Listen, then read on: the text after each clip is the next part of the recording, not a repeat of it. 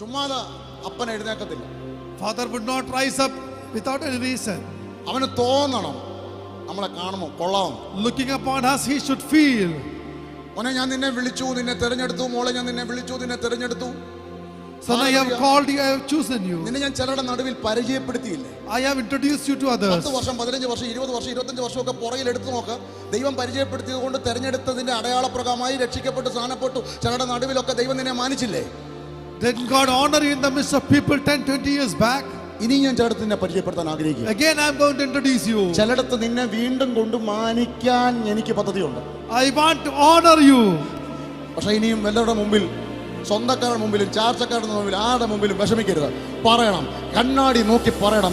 നിന്റെ മുഖം നീ തന്നെ കണ്ട് പറയണം, യേശുവിന്റെ നാമത്തിൽ സകലവും സകലവും സകലവും സകലവും യേശുവിന്റെ നാമത്തിൽ നന്മയായി നന്മയായി നന്മയായി കൂടി വ്യാപരിക്കപ്പെടാൻ പോവാ. Looking upon the mirror, you should say, everything is going to work for good. ഇങ്ങനെ വേണം നടക്കാൻ. Such an attitude ഈ you should മനോഭാവത്തിൽ walk. വേണം നടക്കാൻ. With such attitude you should walk. ഈ പോസിറ്റീവായുള്ള വചനപ്രകാരമുള്ള അഫർമേഷനുകൾ അല്ലെങ്കിൽ വീണ്ടും വീണ്ടും അത് കാണുകയും കേൾക്കുകയും ചെയ്യുന്ന നിലവാരത്തിൽ നടക്കുമ്പോൾ അതിന് ഓപ്പോസിറ്റ് ആയിട്ടുള്ള എന്തെങ്കിലും പറയുന്നിടത്ത് തിരിക്കരുത്. കാരണം ആ റലം പിന്നെ കുറയും. ആ റലത്തിൽ ഏത് നീ എന്താണോ മനസ്സ് ചിന്തിച്ചുകൊണ്ട് വാഗൊണ്ട് ഏറ്റു പറഞ്ഞ് ആത്മമണ്ഡലത്തിൽ നീ കർത്താവ് പറഞ്ഞതിനൊത്തവണ്ണം കാണാൻ ആഗ്രഹിക്കുന്നത്, അതിനൊത്തവണ്ണം പറഞ്ഞ് നടന്നത് തുടര്.